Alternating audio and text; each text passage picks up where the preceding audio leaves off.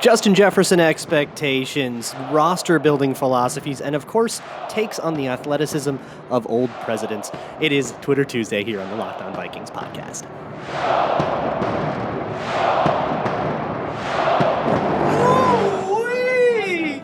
You are Locked On Vikings, your daily Minnesota Vikings podcast, part of the Locked On Podcast Network, your team every day.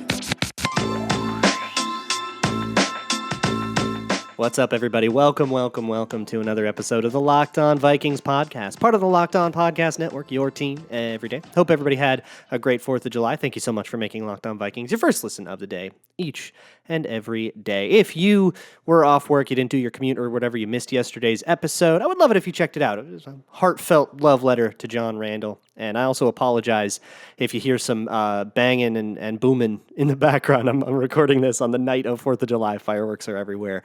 We're all just going to have to deal with it together. But today is Twitter Tuesday, which means I'm answering your questions about this and that. Fewer questions today. Obviously, it was a holiday, which means I get to go more in depth on some of these, which should be pretty fun. But if you ever do have a question, you can send it to me at Locked On Vikings on Twitter or at Luke Braun NFL on Twitter. You can also send an email to lockedonvikingspodcast@gmail.com or fill out the Google form, which will be in the show notes of any old podcast.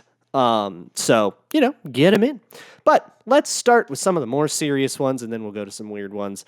The first one I want to start with is from Bradley Knorr, who asked, how much more upside do you think Justin Jefferson has since he's already so good after only 2 years? What can he still improve on?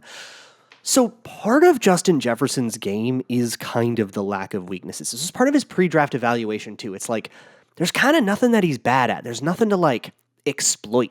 And, he's better at some things than he is at others. There's some stuff that's, like yards after catch. He's fine at it, but he's not nearly as good at that as he is as, setting up a good route stem or releasing off the line of scrimmage or, his catch rate. I would say that the singular thing about Justin Jefferson that I think he could clean up to be a little better is drops. He has dropped a few too many for my liking.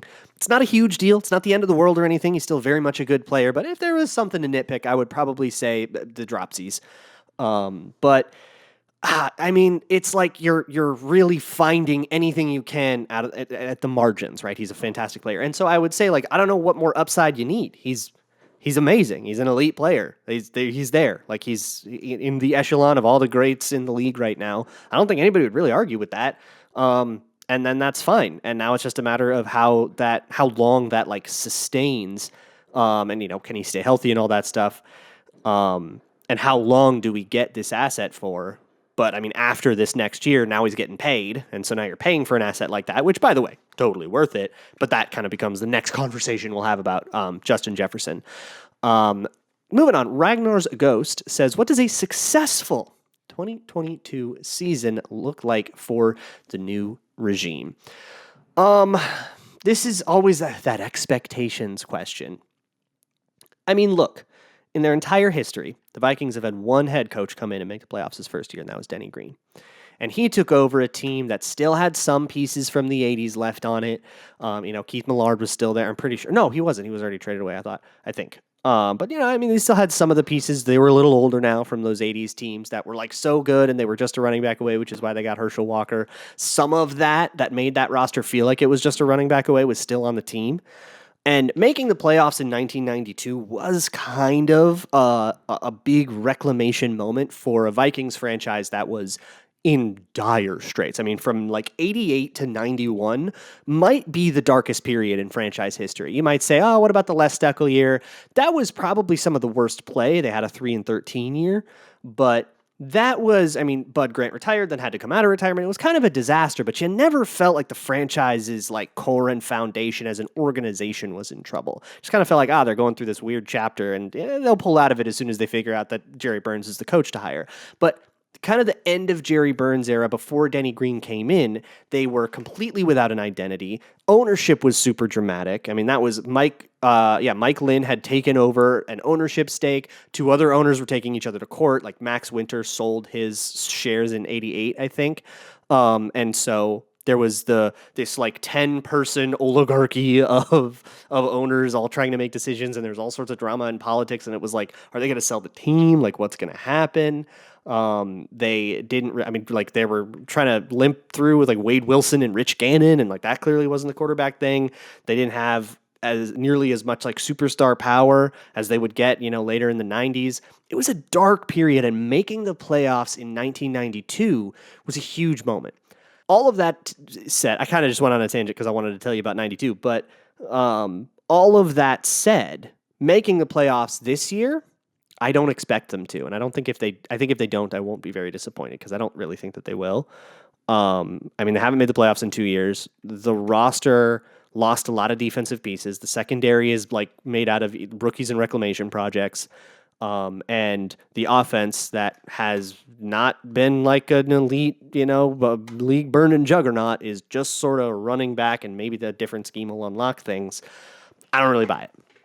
But that's okay, because also they are installing a defense that takes some time to learn and takes some time to really get comfortable in. And so the early parts of the season, you're going to have defensive mistakes, and that's going to cost them games. And that's just part of transitioning from one defense to another. They're not going to just pick it up immediately and suddenly be elite. I don't think it would be responsible to expect that. So on the expectations for 2022, I don't know. I don't want to say numbers. I don't want to put like 7 wins on it or whatever. If they make the playoffs, that's incredible. But I think if they are a respectable team that looks like they have a direction that they're going in, if we enter next offseason going, Jesus, we have so many roster holes and we have to reconstruct this whole thing from scratch, and Kevin O'Connell's on the hot seat because they won 4 games, and like if we're going into that, that's a disaster. So somewhere between those things, but I think it's going to be less about how many yards does the offense get or the defense allow, and how many wins do they get, and what's the did they make all of that stuff. Is sort of that's the end, and I'm focusing on the means. And I feel like if you feel like the team has the means, if we're coming out of next season going, yeah, they didn't make the playoffs, but there's those 2 games where they missed a field goal at the end, and one of those other times they lost and it was a bad ref call, and overturn one of those, maybe they make the playoffs. If we're having that conversation again, that basically means we have transitioned from the Mike Zimmer era into the Kevin O'Connell era without losing any momentum. And then year 2 for all these guys in the system, we can now project a whole bunch of improvements for like all the defensive players and the younger players and stuff. I would feel pretty good if we were there. So that's my realistic, super, like, this is what I actually think the Vikings can be. And if they are there, I'm going to feel decent about it. Obviously, if they make the playoffs, that would be incredible. And I do think they have the talent to be a playoff team, but with a brand new coaching staff and new scheme and new everything, it's just really hard to expect that. I have a bunch more questions to get to, but let me first talk to you about a good old gramble. If you want to gramble on anything, you can bet on football stuff right now. I mean, you can bet on who the MVP will be. You can go bet on Kirk Cousins at like plus 6,000 or whatever. You can go bet on week 1, will they win against the Packers? You can bet on a whole bunch of stuff. NFC North odds, where everybody will finish. Will the Vikings make the playoffs? All sorts of that stuff. You can find all of that at betonline.net. You can build weird player props or even bet right in the middle of games or fights or anything. You got MLB and WNBA going on right now. There's UFC and MMA stuff going on. So you can bet on all that stuff at betonline.net, where the game starts. Moving on with this Twitter Tuesday mailbag. The next one is a very interesting one that comes from R.C. Christensen, who says, do you believe that local fan interest is a reasonable factor for keeping one player over another? Either local fan interest from high school or college because the fans just love the guy. So we're talking about the Adam Thielens and the C.J. Hams, right? Who both of them have obviously earned their keep on total merit, but we're talking about that kind of thing. No, and I don't think teams really do that. And they cut the hometown guy all the time. We just don't remember it as much. But you could make some argument, like if you were to make the opposite argument, you would say something, well, that maybe they're worried about jersey sales or something like that, or they're doing that really to maximize the money. But I think at this point, like NFL teams and as organizations and the NFL as a whole is such a gigantic cash cow that those little decisions at the margins can kind of be just a drop in the bucket. And I think a healthy organization just leaves that up to merit. And here's the deal, like Kevin O'Connell's not a Minnesotan. He coaches the Minnesota team now, but I mean, he was in LA before. Like, he is not a local guy with local ties.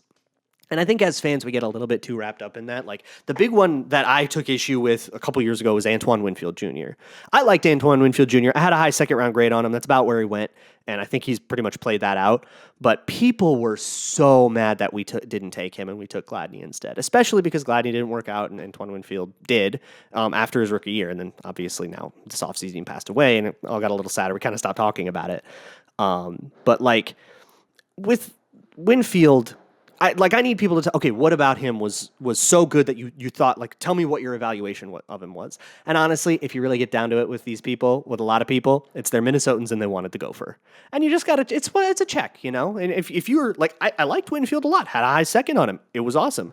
Or Boye Mafe this year. Did you want Boye Mafe? Why did you want Boye Mafe? Like, what is it about Boye Mafe that made him a pick that you would have wanted over Andrew Booth or whenever they picked, right? Or Ed Ingram. Was he still on the board when they picked Ingram?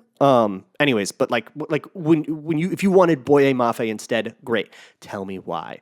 But the hometown, well, he was a Gopher and then he can be a Viking. And how great is that? No, I don't think that carries a lick of value.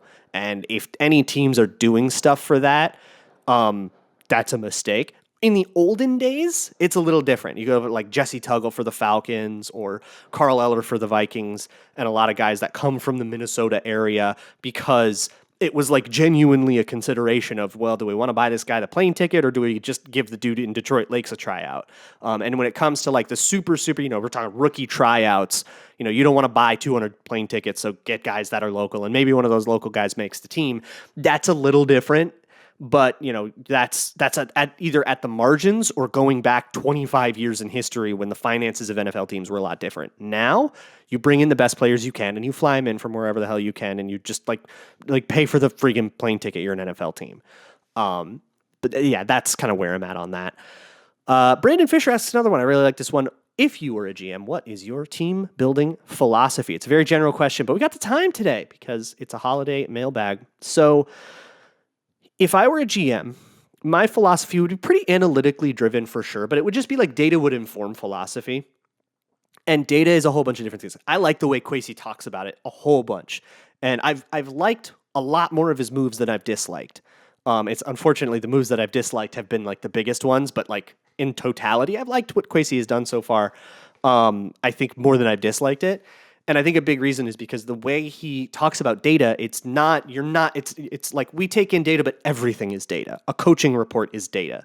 Film analysis is data. It's just the word we use for it's information, and you take in as much information as I can. So that's like the philosophy. I think you're probably asking a little bit more specifics, like would you focus on offense or defense or whatever? And I think all that stuff would be really secondary to here's the grand philosophy. So this one's gonna blow your minds, y'all. It's gonna be the most, it's the highest IQ idea you've ever heard. Your brains will explode if you aren't high IQ enough to take in this idea. Your brain will melt out of your ears. Find good players, keep good players. I know. It's way out there, and if you aren't smart enough, that one just sounded like alien language to you. I'm sorry. I apologize for that whole bit. No, but it's find good players, keep good players, and it's sort of never lose sight of that idea. It's don't take a player at a position of need. Like don't go down a tier is the way that some GMs look at it, which is about the same idea, right? If you have tier 1 players. And all the tier 1 players at positions of need are gone. Say they don't have any tier 1 guards. There's no tier 1 edge rushers or whatever the team needs. Don't go down a tier to get a player that you need. Take the good player. And if you have a redundancy, like I wouldn't fear redundancies at all because redundancies can turn into weapons really quick. If you have Vita Vea on the same team as Akeem Hicks. Well, Akeem Hicks plays 3 tech, so that I actually just would rule and you wouldn't have to do anything. But Vita Vea on the same teams as Michael Pierce, right? True nose tackle, zero technique guys. Now they're both fresher. I can put them both at one technique. I can double the A gap, and I can put a whole bunch of stress on a protection that way. And then the way I construct the rest of my fronts and the rest of my rosters can be like tailor-made to counter what teams would typically do if they had two really, really big boys in each of the A gaps. They would probably condense their protections, they would condense their splits and stuff, and that give me a wide 9 that can take advantage of that, right? Or somebody, some real finesse rusher that can take advantage of that. That would be the team building philosophy. So it's find good players, and then if you have a good player, you do not let them out the building. This is where I get super annoyed, because we are going to watch for it. You watch next summer.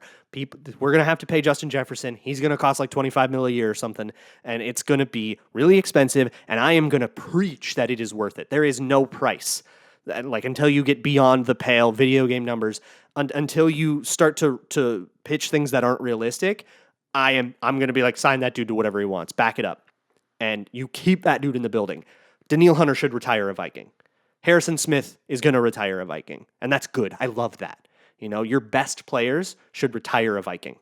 Letting those guys go, like, he's good, but he's expensive, is a great way to make your team suck ass constantly. And I see so many people, a great player gets a good extension, and so many people are like, but that's top 8 money. And do we really think he's a top 8 player? I think he's more of like a top 12 player. Like, oh my God, shut up. He's good. Pay him. That's how it goes. And understanding the markets too. Like, the 12th best player can get the highest contract if he signs after the top 11 players did. That's just how it works. And it's just what people cost. And I would definitely be a guy that's like, F that cap space, right? I would be up against it every year. And I think that's great, because it means that I've got good players, right? If I have to pay them, it means they're good. I would probably be a little bit F them picks, a little bit like the Rams, because veteran players are just like, a guy who's proven is just worth something. And I think there's actually a market inefficiency there. I think proven guys are, Calais Campbell going for 5th round picks just because he's got a contract is like kind of insane to me. Yeah, that's my philosophy. Do whatever you can, get good players, don't let anything burn a hole in your pocket, and then keep those guys in the building for as long as you can, and you should probably have a pretty good roster. I have a whole bunch more questions. Many of them are fun. Some of them are serious. So we're going to keep going with that. But first, let me talk to you about your car, because your car is important and you should take good care of it. Now, if you're a do-it-yourselfer and you're looking for a place to get auto parts, Rock Auto is like the place for it. It's like, they have everything you could possibly need. Just enter your make, your year, and your model, and make sure you're getting something that's like compatible with your car, and it'll ship right to your doorstep. You can even do that as a little life hack to get cheaper repairs if you need them. Get like a mechanic is going to upcharge you. You might spend 30, 50, even 100% more on the exact same part from the same building, same manufacturer, and everything, but they're going to upcharge you. Or you can go to Rock Auto, get that thing delivered to your door, and then just say, hey, can I just pay you to install this? Don't go to an auto shop and ask if they have the part in the back, and then they got to ship it and charge you to ship it, of course. None of that. Rock Auto's got you covered. And whatever you get at rockauto.com, make sure you let them know that Locked On sent you, because if you don't, the rabbits will never stop the war that they have started in the streets of Los Angeles. You can hear it behind me. Rock Auto, amazing selection, reliably low prices, all the parts your car will ever need. Moving on with this Twitter Tuesday mailbag. Next one comes from Ben Olson, who says, give me an undrafted free agent signing that makes the 53-man roster. So I think the answers you would get from most people would be Luigi Villan or Zach McLeod. Those are the two that the Vikings paid the most for. So that would imply that they're the most interested in those guys. But I think that might just be a market. Just more teams were interested in those guys. And yeah, more teams will generally be more interested in better players. But generally, usually, right? And here's the deal. I don't really see it with either of those guys. I kind of can tell why both those guys went undrafted. My guy is going to be Mike Brown, the safety out of Miami of Ohio. He's 6'1", 222 safety, and he can play nickel too. He's got a little bit of versatility, and also that safety group has some room on it. You have, of course, Harrison Smith, you have Cam Bynum, you have Lewis Seen. Those are your three that will obviously make the team. And then after that, it's like Josh Metellus, who kind of is fourth safety, but he's only really getting that on special teams, and I don't know if they really trust him to be on the field all that often. They probably would rather not have that. And so if Mike Brown can really play up, I think there's a way to maybe push another defensive back, whether it's a safety or a corner, off the roster. I mean, you're competing with the Chris Boyds and stuff of the world. And so if he can have an impact on special teams, that's what it's going to come down to for all of these guys. I think that's the guy for me who can sort of surprise I'm better than Josh Metellus and actually knock him off. Another guy I really like for this is Bryant Koback. The Vikings in the past have kept a lot of running backs. I think with Kevin O'Connell's scheme, I think a high volume of running backs on the roster would be helpful for fatigue reasons and just for weird usages of them and specialty things. And running backs are really useful on special teams. They can play all the special teams units. He's a running back out of Toledo. And, there's also just like the random chance that they just decide, all right, we got a fourth running back on the team, and then CJ Ham, which the last Vikings did a lot. And so I don't see why the new regime wouldn't do that also. So I could see Bryant Koback carving his way out. But really the answer to this is going to be who's best on special teams.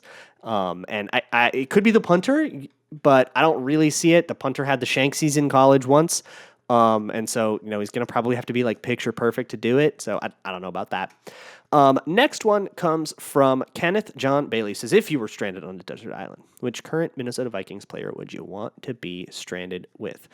Za'Darius Smith feels like a good guy to be stranded on a desert island with because there'd be some positivity to that, some good energy. Justin Jefferson would be fun. There'd be a lot of energy. I don't know how much of a survivalist that guy is. I don't know if he's very much of a woodsy man. So that's like, I need to know like who's the camper, who's the outdoorsman, who's the hunter, that kind of thing. Somebody like Harrison Smith would probably do it. I'm pretty sure he's an avid hunter. I think he'd keep a level head, right? He'd keep everything grounded. He wouldn't go too crazy. And you'd have hopefully a little bit of survival skill in your corner. Charlie asks, which Viking could you beat in a hot dog eating contest?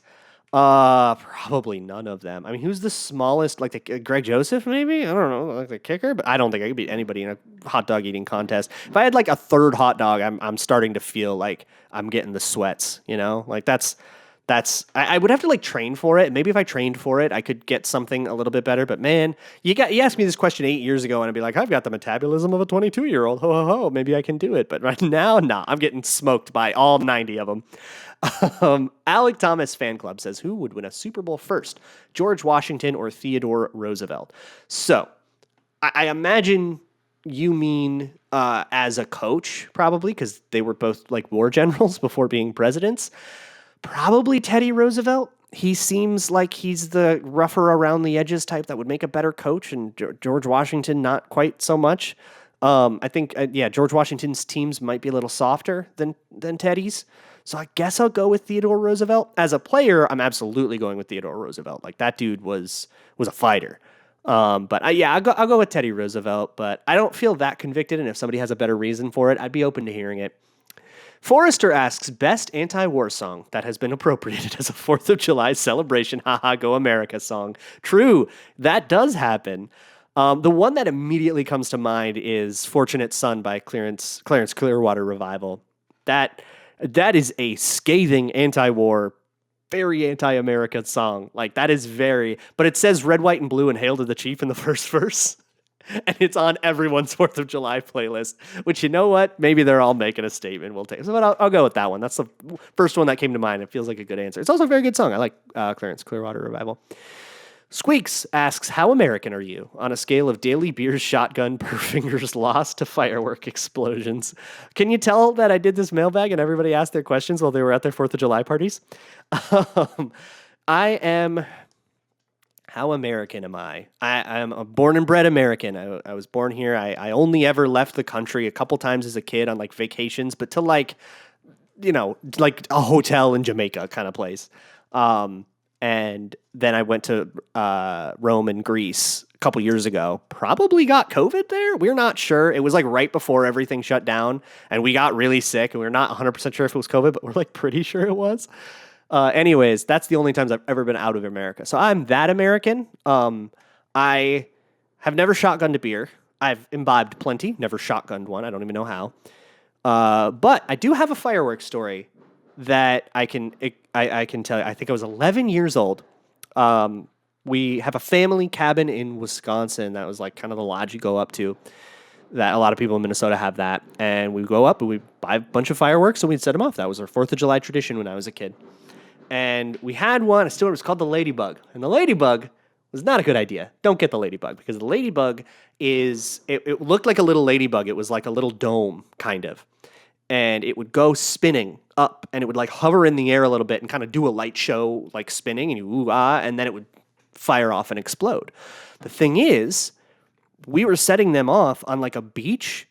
Maybe we had a piece of plywood down. I actually don't remember, but this was uneven ground. So as it hovered, it turned and actually pointed. And when it launched, instead of launching into the air, it launched directly into my shoulder. And I panicked and I froze up. I was an 11-year-old kid. My family friend, Kurt, like an uncle to me, jumped on me and put it out, like just with his body. He just tackled me and put it out. And it didn't go off. And you can actually see the mechanism, like the fuse box mechanism was exposed. It was about to explode. There's like right on me. Probably would have really messed me up. And just a little bit of the like spark making stuff is there. I think my mom might still, we kept it. We kept the corpse of the firework. My mom still might have it and might still have the t-shirt I was wearing that day with a hole in the armpit where the fuse was.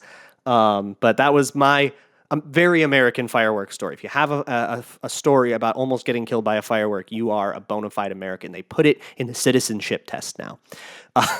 Omar says, what do you put on your hot dog? I'm a pretty plain guy. Ketchup's fine. I will do any mustard that isn't French's yellow. I like the coarse ground mustards or weird mustards, but the French's yellow just doesn't do it for me. Not a pickle guy, so no pickles, no relish. Can't do onions. I've never had sauerkraut. I'd be willing to try it. And then you get to the fancier stuff. Chili, love it, great. Beans, love it, great. Like top it all up. Mushrooms or whatever.